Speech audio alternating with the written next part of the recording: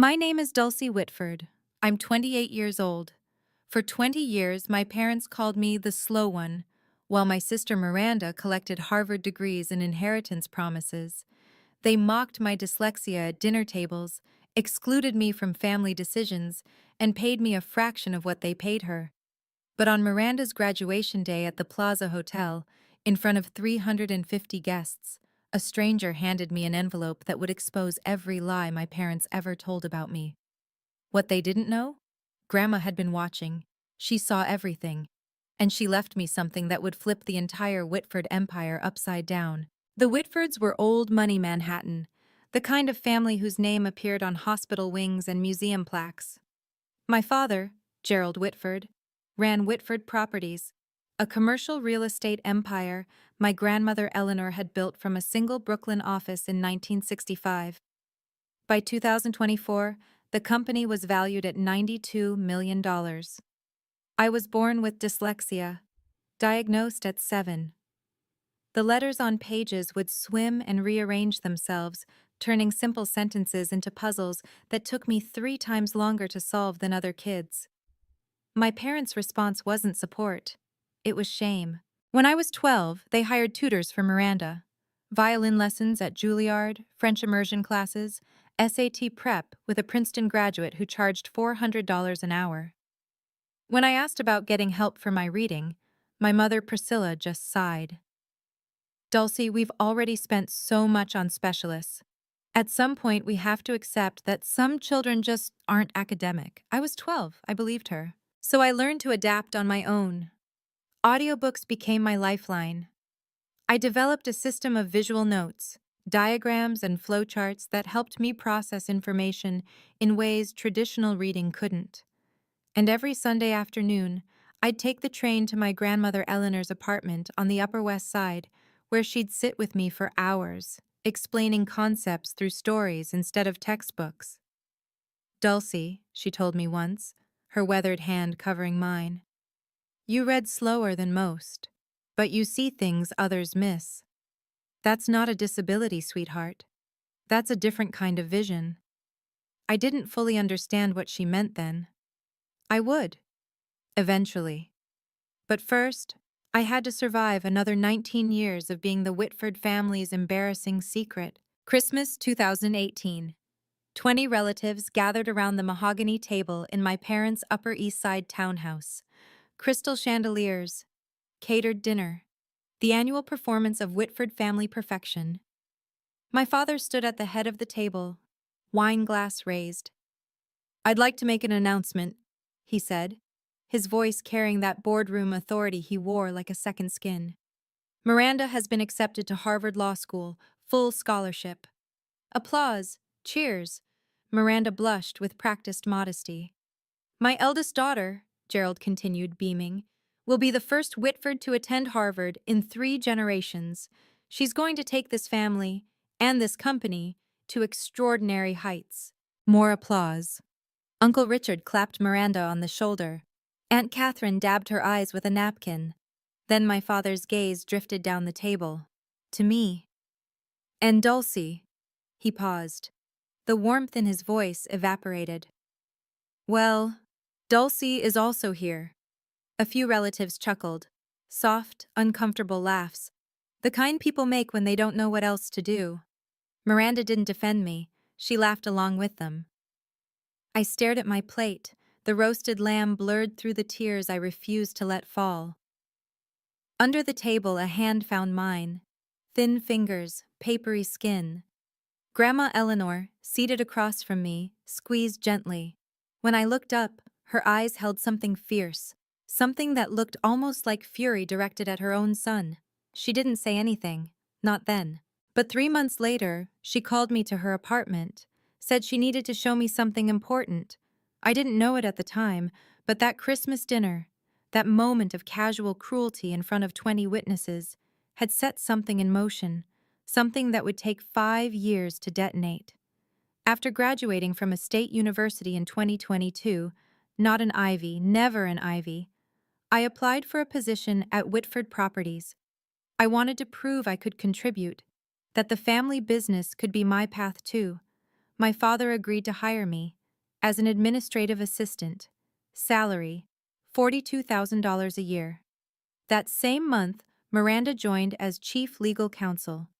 Her salary, $280,000 plus bonuses. My job consisted of photocopying documents, booking conference rooms, and fetching coffee for executives who never learned my name. I wasn't invited to a single meeting, never shown a single contract, but I watched, and I listened. I discovered something about myself during those long hours in the copy room. I could spot patterns others missed. When executives discussed deals in the hallway, I'd sketch diagrams of the relationships between parties, the flow of money, the potential conflicts. A skill I'd developed to compensate for my reading difficulties had become something else entirely. Grandma Eleanor had taught me this. During those Sunday afternoons at her apartment, she'd spread out old contracts from the company's early days and show me how to read them not word by word, but as systems, as structures. Your father reads contracts like a lawyer, she told me once in 2019, just before her health started declining. He looks for what he can exploit. You read them like an architect. You see how all the pieces connect. That same day, she'd handed me a small wooden box, mahogany, with brass hinges. Keep this safe, she'd said. Don't open it yet. When you need it, you'll know. I'd taken the box home, tucked it in my closet, and tried to forget the strange weight of her words. March 2019, Grandma Eleanor's apartment. Grandma. She was 82 then, her once vigorous frame grown thin, her silver hair wispy against the pillow of her armchair. But her eyes, those sharp, knowing eyes, hadn't dimmed at all. Sit down, Dulcie. I sat across from her in the living room where I'd spent so many Sunday afternoons. The walls were covered with photographs. Eleanor breaking ground on her first Brooklyn property in 1965. Eleanor shaking hands with Mayor Koch. Eleanor accepting a Women in Business Award in 1987. Not a single photo of my father at the helm. I built Whitford Properties from nothing, she said, her voice carrying decades of steel. One office, one secretary, 60 years of work. Your father. She paused, and something bitter flickered across her face. Your father inherited it. He didn't build it. He doesn't understand what it means to create something. Grandma, he judges people by their credentials, their degrees, their ability to perform in boardrooms. She leaned forward. I judge people by how they treat those who can't fight back. And you, Dulcie, you're the only one in this family who knows how to be kind.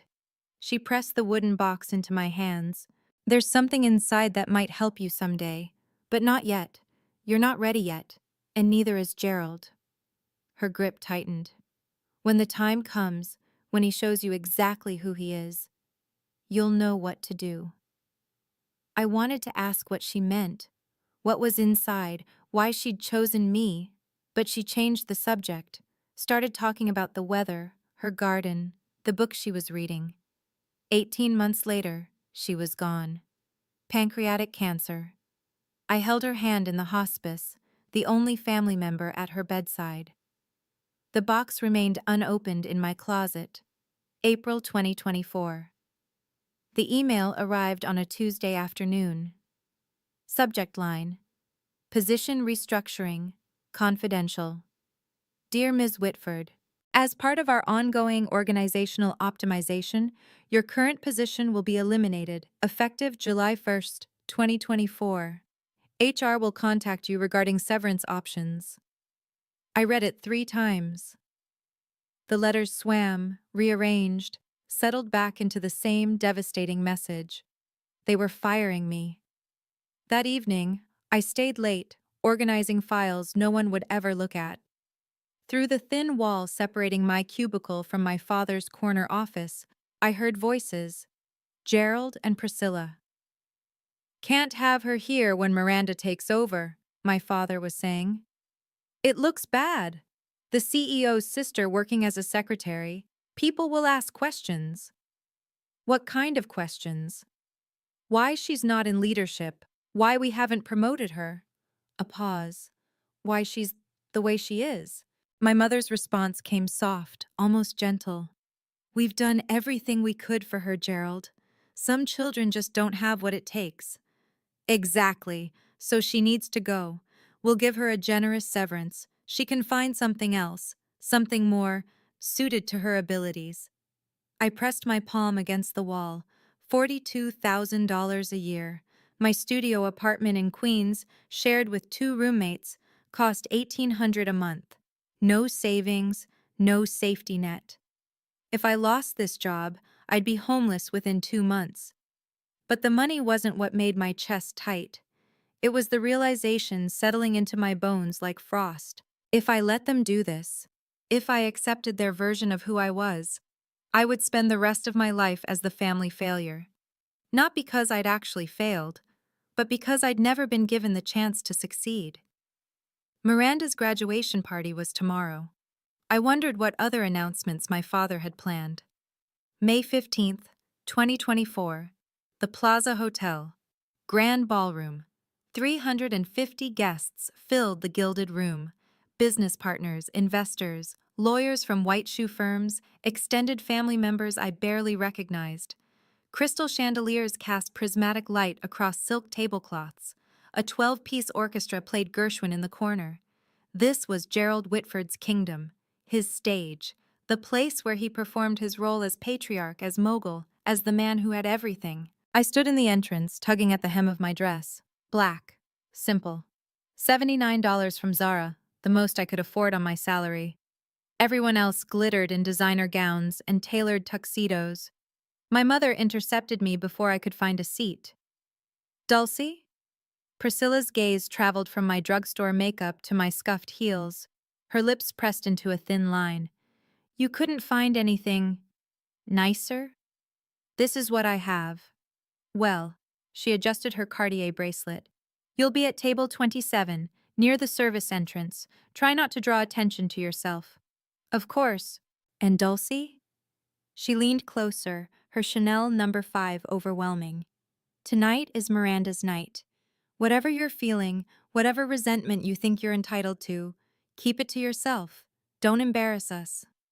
She walked away before I could respond.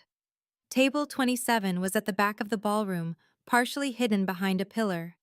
My table mates were distant cousins I'd met maybe twice.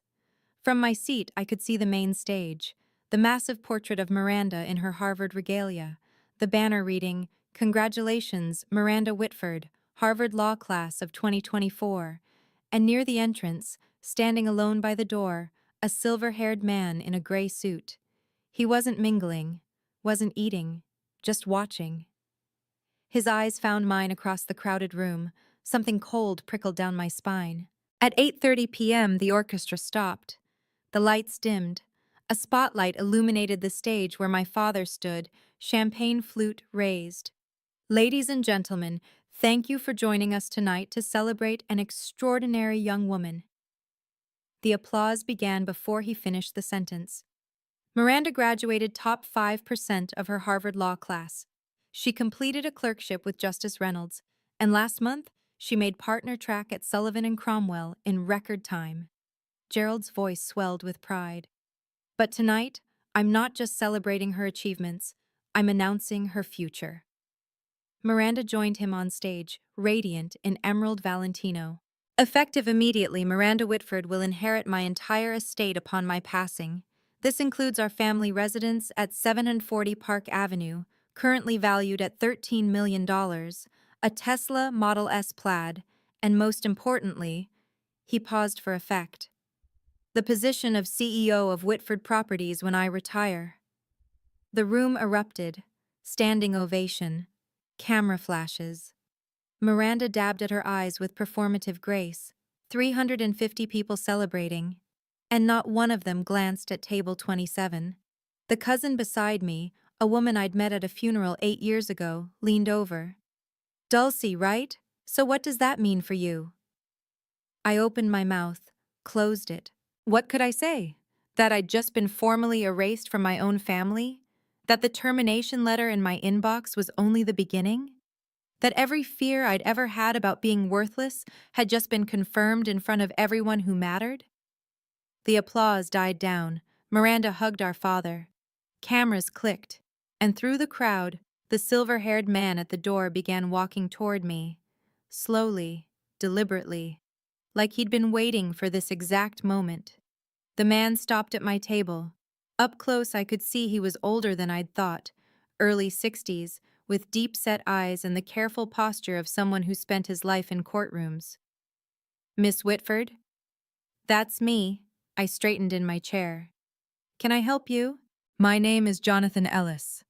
He pulled a business card from his breast pocket, cream-colored, embossed. "Morrison and Blake, attorneys at law." "I was your grandmother's lawyer."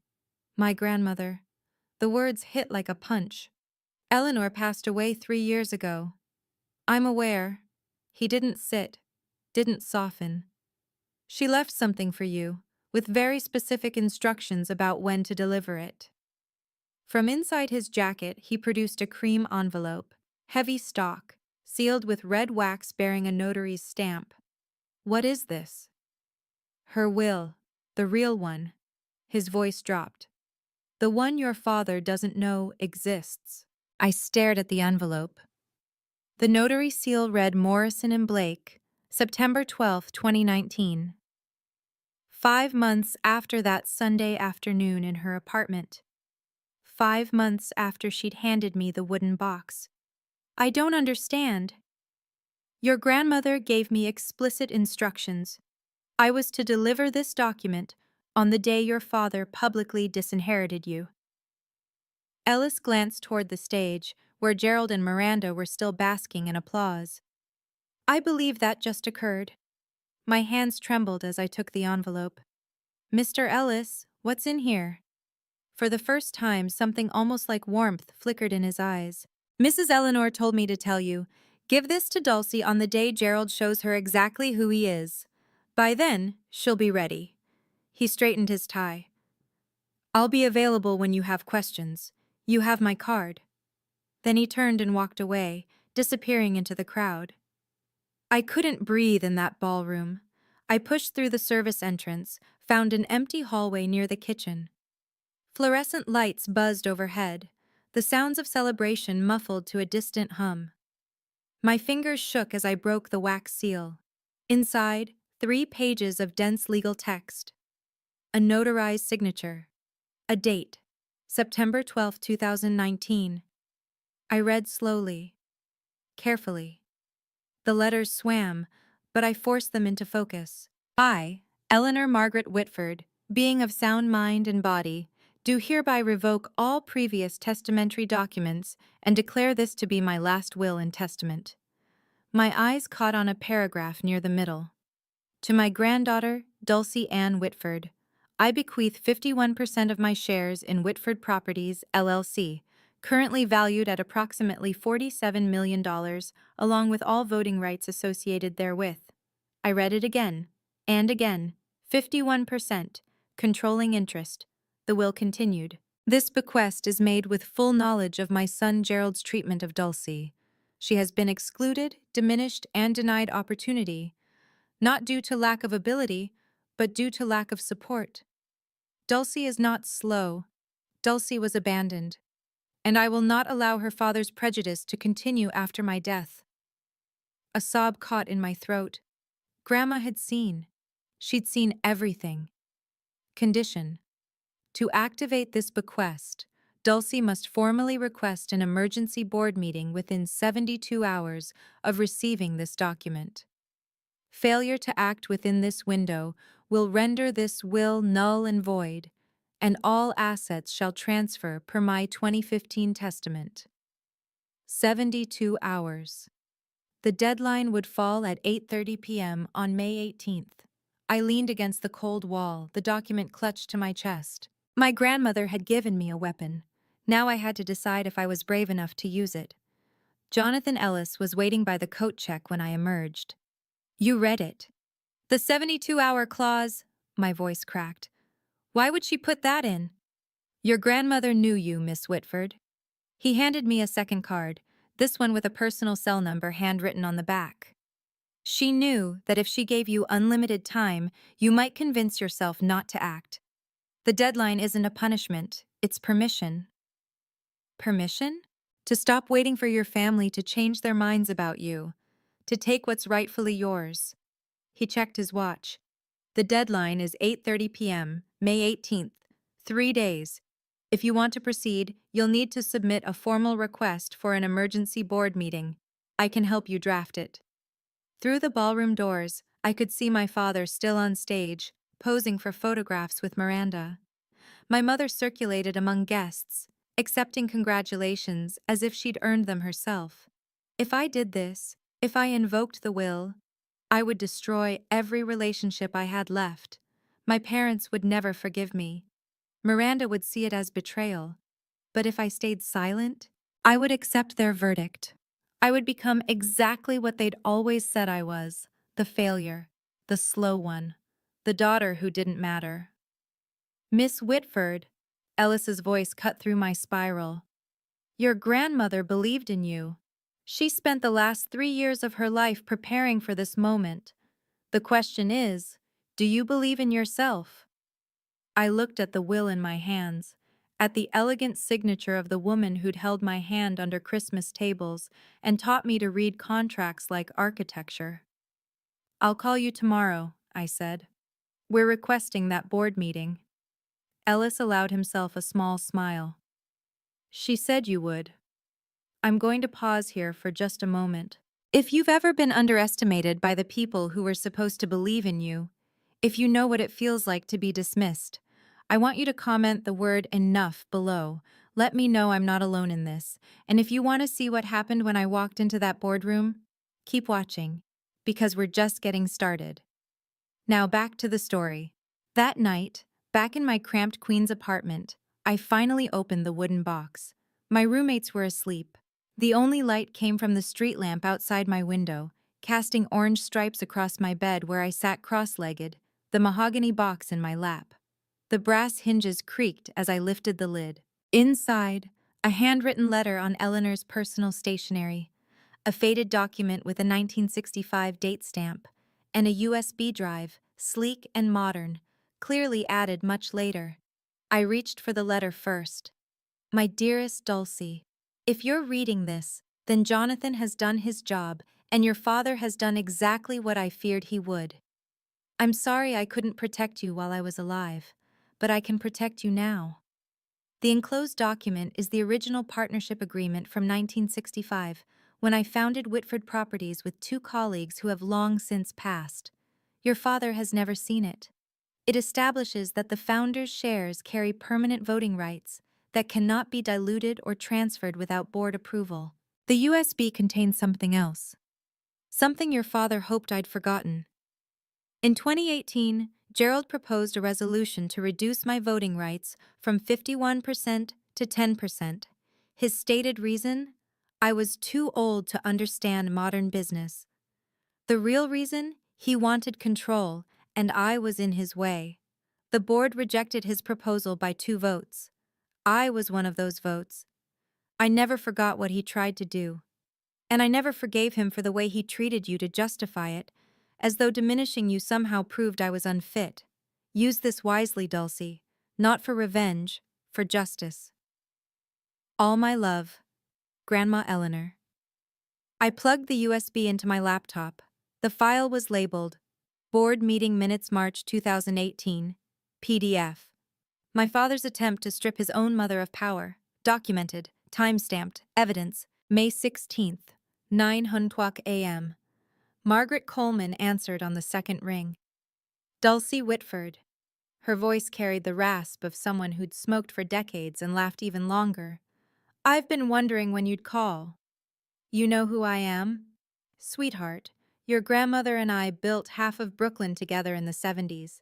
She talked about you constantly. A pause. She also told me about the will. 3 years ago, right before she passed. I gripped my phone tighter. Then you know what I'm about to do. I know what you're considering doing. There's a difference. Margaret's tone shifted, sharper now, more businesslike. You want to request an emergency board meeting. That requires 3 board members to sign the petition. I'm one. You'll need 2 more. Can you help me find them? I can do better than that. I heard papers shuffling in the background. Gerald Whitford isn't as popular as he thinks. His management style is, let's call it autocratic. At least 4 board members have expressed concerns privately. They just need someone to go first. Hope sparked in my chest. Who? Richard Holloway. Susan Park. She corrected herself. Susan Parker. They've both been on the receiving end of Gerald's temper in closed sessions. I'll make some calls. Another pause. Dulcie, I need you to understand something. This isn't going to be pleasant. Your father will fight. Your sister will fight. They'll say terrible things. They've been saying terrible things my whole life. At least now I get to respond. Margaret laughed, a warm, genuine sound. Eleanor always said you had steel under all that quiet. I'm starting to see what she meant. She cleared her throat. I'll have the petition ready by tonight. Board meeting request, May 18th, 10 o'clock a.m., Whitford Tower, 42nd floor. Thank you, Margaret. Don't thank me yet. Thank me when you're sitting in that boardroom. May 17th. Gerald found out about the board meeting at 4 o'clock p.m. I know this because Miranda called me 45 minutes later, her voice tight with controlled fury. What did you do? I was sitting in my cubicle at Whitford Properties, pretending to organize files. I don't know what you're talking about. Dad just got a notice from the board secretary. Emergency meeting tomorrow, requested by Margaret Coleman and 2 other directors. A pause, sharp as broken glass. Margaret Coleman hasn't requested anything in 15 years. What did you do? Maybe she has concerns about company management. Don't play games with me, Dulcie. Miranda's composure cracked. If you're trying to embarrass us, trying to make some kind of scene, I'm just doing my job, Miranda. Same as always. She hung up without saying goodbye. 20 minutes later, Gerald stormed past my cubicle on his way to his office. He didn't look at me, didn't acknowledge I existed, just slammed his door hard enough to rattle the windows. Through the wall, I heard him on the phone. Ridiculous waste of time. Margaret's probably going senile. We'll address her concerns and move on. No, I'm not worried. Dulcie? My God, Miranda, she can barely read a spreadsheet. She's not a threat to anyone. I smiled. For the first time in 28 years, being underestimated felt like an advantage. That night, in my apartment, I prepared. Printed 3 copies of the will. Downloaded the 2018 board minutes onto my phone as backup. Wrote a brief statement. Not an accusation, just a presentation of facts. Jonathan Ellis confirmed he'd attend as the authenticating attorney. Margaret texted at 11 p.m. Petition filed. See you tomorrow. Your grandmother would be proud. I barely slept. But for once, it wasn't anxiety keeping me awake. It was anticipation. May 18th, 2024, 9:45 a.m., Whitford Tower. The elevator opened onto the 42nd floor, floor-to-ceiling windows, Italian marble, the kind of corporate opulence designed to intimidate. I stepped out in a borrowed gray blazer, my roommates 2 sizes too big, carrying a leather portfolio I'd bought at Goodwill for $12. The security guard at the boardroom door held up his hand. Name? Dulcie Whitford. He checked his tablet. Frowned. You're not on the authorized attendee list. I'm a Whitford Properties employee, and I have business with the board. Ma'am, this is a restricted meeting. I can't let you. Is there a problem? Miranda's voice behind me. I turned. She looked immaculate. Navy power suit, Hermes scarf, the uniform of someone who belonged in boardrooms. Dulcie. Her smile didn't reach her eyes. What are you doing here? I have information to present to the board. Information? Miranda laughed, a sharp performative sound. About what? You work in the copy room. The nature of my presentation is confidential. You don't even know what ROI stands for. Return on investment. It's not that complicated. Miranda's smile flickered. Before she could respond, our father appeared at the end of the hallway, flanked by 2 senior executives. What's going on here? Dulcie wants to attend the board meeting, Miranda said. I was just explaining that's not possible. Gerald looked at me the way he always did, like I was a stain he couldn't quite scrub out. Dulcie, go back to your desk. This doesn't concern you. Actually, a voice called from inside the boardroom, it does. Margaret Coleman appeared in the doorway.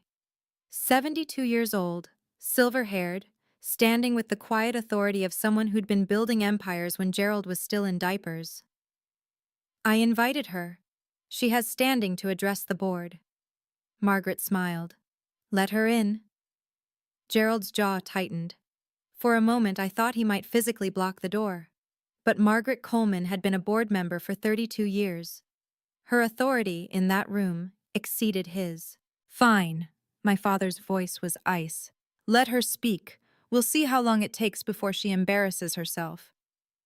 The boardroom was smaller than I'd imagined. An oval table of polished walnut, 12 leather chairs, portraits of past executives on the walls, including, I noticed, my grandmother Eleanor, her painted eyes seeming to watch from above the fireplace. 12 board members took their seats. Gerald at the head, Miranda to his right, not officially a board member yet, but positioned as heir apparent. I was directed to a chair at the far end, the children's table of corporate governance. In the corner, Jonathan Ellis sat with his briefcase. He caught my eye, nodded once. Robert Hartley, the board chairman, a distinguished man in his mid-60s who'd known my grandmother for decades, called the meeting to order. This emergency session was requested by Margaret Coleman, Richard Holloway, and Susan Parker. Margaret, you have the floor. Margaret rose. Thank you, Robert. I'll keep my remarks brief. She gestured toward me.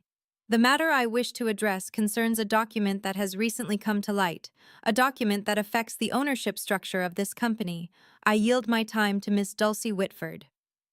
All eyes turned to me. Miranda smirked.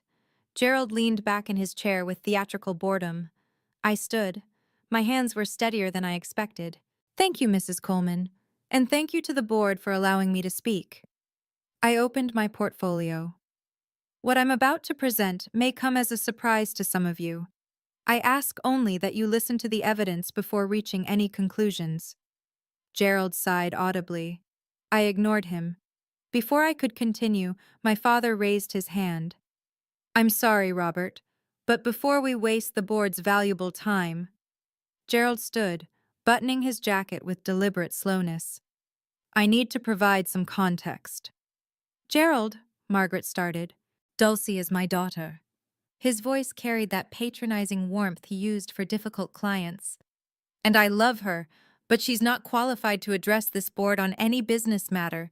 She works in an administrative role. She has no legal training, no financial background, no strategic experience. Miranda chimed in, her tone dripping with false sympathy. Dulcie also has dyslexia. She struggles with reading. We've tried to support her, but... She shrugged elegantly. Some limitations can't be overcome with effort alone. A few board members shifted uncomfortably. What we're seeing here, Gerald continued, is a troubled young woman acting out. Perhaps due to the announcement at Miranda's graduation party, sibling jealousy is... Mr. Whitford. Robert Hartley's voice cut through like a gavel. You'll have an opportunity to respond, but Miss Whitford requested this time, and she's entitled to use it. Gerald sat down. His expression promised consequences. Miranda caught my eye and mouthed, You're embarrassing yourself. I looked at them both, my father, my sister, and felt something shift inside me. Not anger, something colder, clearer. They weren't trying to protect me. They weren't even trying to protect the company. They were trying to protect their version of the story, the version where I was nothing. Thank you, Mr. Hartley. I pulled the document from my portfolio. I won't be discussing my reading ability today. I'll be discussing this. I held up the will. The room went silent. This is the last will and testament of Eleanor Margaret Whitford, founder of this company, notarized September 12, 2019. Gerald's face drained of color. That's impossible. Gerald's voice came out strangled. My mother's will was executed in 2015. I have a copy. You have a copy of her previous will. I kept my voice level. Clinical. Under New York Estates, Powers, and Trusts law, a subsequent valid will automatically revokes all prior testamentary documents. This will, I placed it on the table, was executed 4 years after the one you possess. I slid the document to Robert Hartley. Mr. Ellis? I gestured to Jonathan, who rose from his corner seat. Would you please confirm the authenticity of this document? Jonathan approached the table. I'm Jonathan Ellis, partner at Morrison and Blake. I served as Eleanor Whitford's personal attorney from 2008 until her death in 2021. I can confirm this will was executed in my presence on September 12, 2019. It was witnessed by 2 independent notaries, and the original is held in escrow at Chase Private Client. Robert Hartley studied the document. His eyebrows rose. This will bequeaths 51% of Whitford Properties shares to... He looked up at me. To you, Miss Whitford. Murmurs rippled around the table. That's a forgery, Miranda said, but her voice had lost its confidence. It's not. Jonathan's response was immediate. And I'd advise you against making accusations of fraud without evidence, Ms. Whitford. Morrison and Blake's reputation speaks for itself. Gerald slammed his palm on the table. This is absurd. My mother was ill. She was being manipulated. Manipulated? I pulled out my phone. Perhaps you'd like to explain this then. I pressed play on the 2018 board meeting audio. My father's voice filled the room. Eleanor is 81 years old. She doesn't understand modern business. I moved to reduce her voting rights to 10%. The recording ended. The silence that followed was absolute. That recording? Gerald's face had turned a mottled purple. That was a private board discussion, which Eleanor attended. I kept my voice steady. She recorded it, as was her right as a shareholder. Robert Hartley set down the will. His expression had shifted from neutral to something harder. Miss Whitford, would you read the relevant passage aloud? For the record. I nodded, took a breath. To my granddaughter, Dulcie Ann Whitford, I bequeath 51% of my shares in Whitford Properties LLC, along with all voting rights associated therewith. I paused, letting the words settle.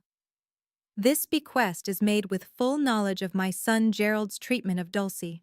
She has been excluded, diminished, and denied opportunity, not due to lack of ability, but due to lack of support. Miranda made a choking sound. Dulcie is not slow. Dulcie was abandoned, and I will not allow her father's prejudice to continue after my death. I looked directly at my father. Gerald has confused credentials with character, degrees with worth. He tried to strip me of my voting rights because I saw through him. He marginalized Dulcie because she reminded him of the kind of person he refuses to be. Gerald said nothing. His hands, I noticed, were trembling. The will concludes, I built this company from nothing. I choose who carries it forward. I choose Dulcie. Robert Hartley removed his reading glasses. Jonathan, you can confirm this document is legally binding? I can. The 2015 will is superseded.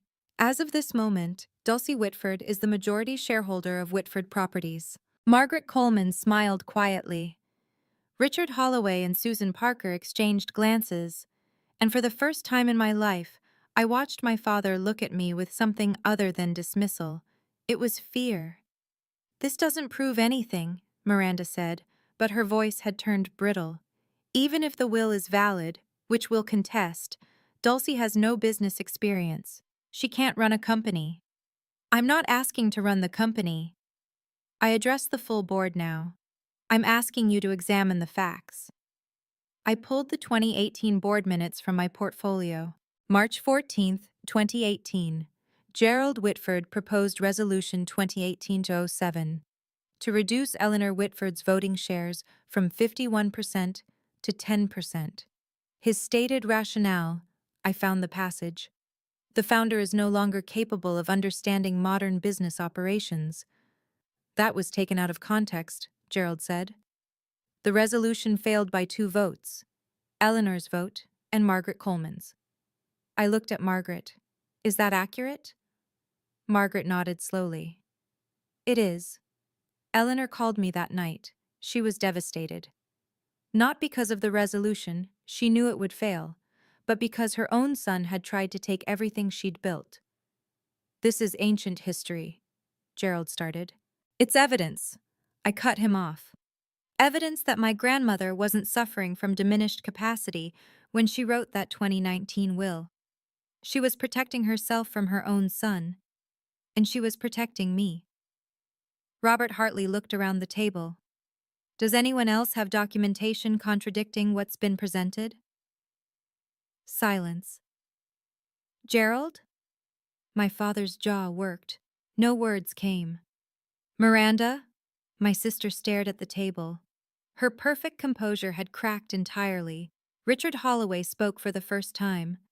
Robert, I think we need to recess and have legal counsel review these documents. Agreed. Hartley checked his watch. We'll reconvene in 15 minutes. Jonathan, please remain available. The board members rose. Conversations broke out in hushed tones. Gerald didn't move. He sat frozen, staring at his mother's portrait on the wall. I wondered if he could feel her watching. 15 minutes stretched into 45. The board's legal counsel, a thin man named Patterson, whom I'd never met, spent the entire time on his phone with Morrison and Blake, Chase private client, and the New York State Court's records office. I sat alone at the end of the table. Jonathan Ellis brought me a glass of water. Margaret Coleman patted my shoulder as she passed. Gerald and Miranda huddled in the corner, their whispered argument growing increasingly heated. Finally, Patterson returned to the table and whispered in Robert Hartley's ear. Hartley's expression flickered, surprise, then resignation. Please take your seats. The board members filed back to their chairs. The tension in the room had crystallized into something brittle. Our legal counsel has confirmed the following, Hartley read from his notes. The will presented by Miss Whitford is valid under New York state law. It supersedes all previous testamentary documents. Effective immediately, Dulcie Ann Whitford holds 51% of Whitford Properties shares. Someone inhaled sharply. Additionally, Hartley continued, as majority shareholder, Miss Whitford has the right to propose motions to the board, including matters pertaining to executive leadership. He looked at me. Miss Whitford, do you have any motions you wish to bring forward? I stood. My heart was pounding, but my voice held steady. I have one motion. Gerald rose from his seat. Robert, this is... Sit down, Gerald. Hartley's voice carried unexpected steel. Miss Whitford has the floor. Gerald sat. His face had gone gray. I looked around the table at 12 people who, until an hour ago, had never considered me capable of anything. Now they waited for my decision. The power to destroy my father's career was in my hands. I thought about what my grandmother would want, and I made my choice. I'm not proposing to remove Gerald Whitford as CEO. The tension in the room shifted. Miranda's head snapped up. Even Margaret looked surprised. What I am proposing, I continued, is a vote of confidence. The board will decide whether Gerald Whitford retains their confidence as CEO of Whitford Properties. If the majority votes no confidence, he resigns. If the majority votes confidence, I will not interfere with operational leadership during my tenure as majority shareholder. This is absurd, Miranda stood. You're turning this into a spectacle, a revenge fantasy. No, I met her eyes. This is corporate governance. The same process that exists in every well-run company. The same process Grandma Eleanor established in our bylaws 40 years ago. I paused. If Dad has the board's confidence, he has nothing to worry about. Robert Hartley studied me for a long moment. Something like respect flickered in his expression. Is there a second for this motion? Seconded. Margaret Coleman didn't hesitate. Then we'll vote. All those expressing confidence in Gerald Whitford as CEO, raise your hands. 4 hands went up. Gerald's allies. People who owed their board seats to his recommendations. All those expressing no confidence. 7 hands rose. Robert Hartley counted twice. Then he set down his pen. The motion carries, 7-4, with 1 abstention. He turned to Gerald. Mr. Whitford, the board has voted no confidence. Per section 14.3 of our bylaws, you have 30 days to tender your resignation. Gerald said nothing. He stood, looked at me, really looked at me. For what might have been the first time in my life, I expected rage, hatred, threats. What I saw was worse. Recognition, the understanding that he'd underestimated me so completely that he'd lost everything. He walked out without a word. I know what some of you are thinking right now. Why didn't she just fire him? Why give him the chance to keep his job? Because revenge isn't justice. Because destroying someone doesn't undo what they did to you. And because my grandmother didn't raise me to be cruel, she raised me to be fair.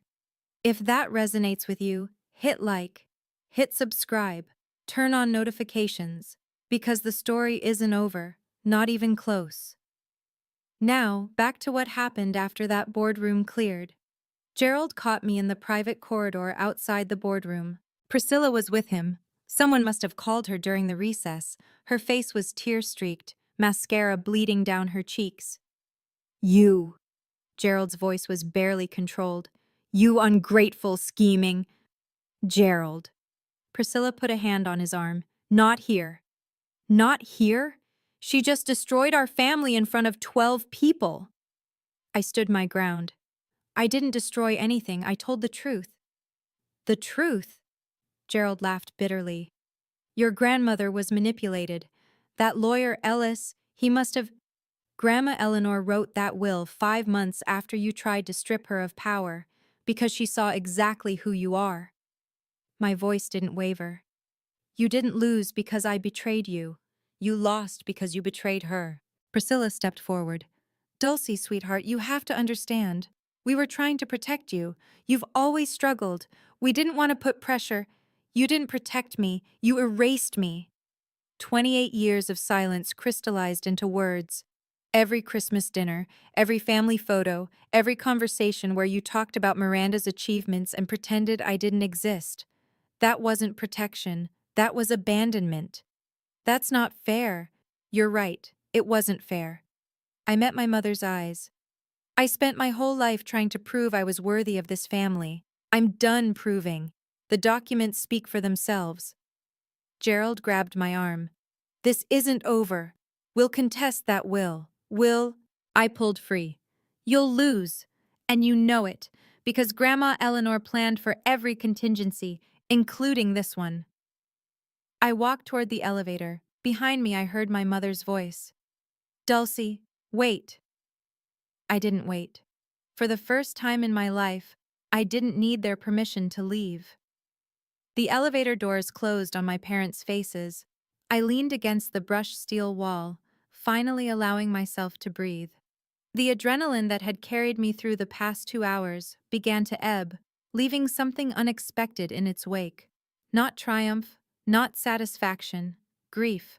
I'd just severed 28 years of hoping things would change, of believing that if I was patient enough, quiet enough, good enough, my parents would eventually see me, love me the way they loved Miranda. That hope was dead now. I'd killed it myself. The elevator descended 42 floors. By the time it reached the lobby, I'd wiped my eyes and straightened my borrowed blazer. Jonathan Ellis was waiting by the security desk. That was, he searched for the word, remarkable. It was necessary. Your grandmother would agree. He fell into step beside me as I walked toward the exit. What happens now? Now I go home, sleep, try to figure out what my life looks like without the family I thought I had. And the company? I don't want to be CEO. I never did. We stopped at the revolving doors. I just want the company my grandmother built to be run by people who actually care about it. Not people who see it as their personal inheritance. Ellis nodded slowly. The board will want to meet with you, discuss transition plans, your role going forward. I know, but not today. I pushed through the door, felt the Manhattan sunlight hit my face. Today, I just need to be Dulcie Whitford, not a shareholder, not a victim, not a symbol. And tomorrow? I looked back at Whitford Tower, 42 stories of glass and steel bearing my family's name. Tomorrow, I start building something new. May 19th, 2024. Gerald Whitford signed his resignation letter at 4 p.m. I wasn't there. I learned about it through an email from Robert Hartley. Miss Whitford, your father has tendered his resignation effective June 15th, 2024. The board has appointed me as interim CEO while we conduct a search for permanent leadership. Additionally, the board has voted to offer you a formal position, strategic advisor to the board. This role would allow you to participate in major decisions while you determine your long-term relationship with the company. Please let me know your thoughts. Regards, Robert Hartley. I read the email 3 times, habit, and then forwarded it to Jonathan Ellis for review. His response came within an hour. Fair offer, no hidden strings. Congratulations, Dulcie. That evening, an all-staff email went out to the Whitford Properties team. Effective June 15th, Gerald Whitford will step down as CEO. Robert Hartley will serve as interim CEO. Additionally, the board welcomes Dulcie Whitford as a strategic advisor in her capacity as majority shareholder. We thank Gerald for his years of service and wish him well in future endeavors. My phone buzzed with messages. Colleagues I'd worked beside for 2 years, people who'd never learned my name, suddenly wanted to have coffee, to reconnect, to catch up. I ignored most of them. But one message stood out. From Patricia Morales, an executive assistant who'd started at the company in 1987, who'd worked directly with my grandmother. Dulcie, Eleanor used to talk about you constantly. She said you saw things others missed. I never understood what she meant until today. Welcome to the boardroom. She'd be so proud. I saved that message. Some validation doesn't come from family. Sometimes that's better. 1 week later, the story went public. New York Business Journal. Whitford Properties. Shakeup. Founder's granddaughter takes control after secret will surfaces. The article didn't name me directly. Corporate privacy laws prevented that, but anyone in Manhattan real estate circles knew exactly who it was about. In a dramatic turn of events, the heir apparent to the Whitford Properties empire has been displaced by a previously unknown family member. Sources close to the board describe the transition as long overdue and cite concerns about the former CEO's management style. Gerald and Priscilla canceled their appearance at the Metropolitan Museum Gala. Health reasons, according to their publicist. 3 investment partners requested meetings with me personally, not with my father, not with the board, but with me. 2 of them, after an hour-long conversation each, confirmed they'd continue their relationship with Whitford Properties. We've had concerns about Gerald's leadership for years, one admitted. Your grandmother built something special. It's good to see her vision protected. The social fallout rippled outward. Friends of my parents suddenly remembered previous engagements. Invitations to charity events dried up. The Whitford name, which had once opened every door on the Upper East Side, now carried an asterisk. I didn't celebrate their humiliation, but I didn't mourn it either. Margaret Coleman called me on Saturday morning. How are you holding up? I don't know yet. Ask me in 6 months. Fair enough. A pause. Eleanor would have handled it exactly the same way, you know. The vote of confidence instead of termination, giving him a chance he didn't deserve. She laughed softly. She always said mercy was the ultimate power move. I thought about that for a long time after we hung up. Mercy wasn't weakness. Mercy was choice. And for the first time, the choice had been mine. June 8th, 2024. 3 weeks after the board meeting. My phone rang at 2 p.m. Dulcie? My mother's voice sounded smaller than I'd ever heard it. Can we talk? Just us? I agreed to meet her at a coffee shop in Midtown. Neutral territory. No chance of Gerald appearing with lawyers. Priscilla was already there when I arrived. She looked older somehow. The careful makeup couldn't hide the exhaustion beneath. Thank you for coming. She wrapped her hands around a cup she hadn't touched. I know I don't deserve it. What do you want, Mom? To apologize. The word came out cracked. For everything. For the way we treated you, for the things we said, for the things we didn't say. Are you apologizing because you're sorry, or because everything changed? She flinched. The question hung between us like smoke. Both, she finally admitted. I'm ashamed to say it, but both. Her eyes welled. I was so focused on Miranda's success, on maintaining appearances. I told myself we were protecting you from expectations you couldn't meet. But that was a lie I told myself, so I wouldn't have to feel guilty. You let Dad call me worthless in front of family, in front of business partners. You never defended me, not once. I know. A tear slipped down her cheek. I know, and I can never undo it. But Dulcie, I don't want to lose you entirely. I don't know if that's even possible anymore, but I had to try. I looked at this woman who'd been my mother for 28 years, who'd braided my hair as a child and forgotten my birthday as an adult. I can't pretend the last 20 years didn't happen, I said slowly, but I'm willing to try building something new, something honest. She nodded, unable to speak. It wasn't forgiveness, but it was a start. August 2024, 2 months later. Miranda called while I was walking through Central Park. I almost didn't answer. Dulcie, I know I have no right to ask, but can we meet?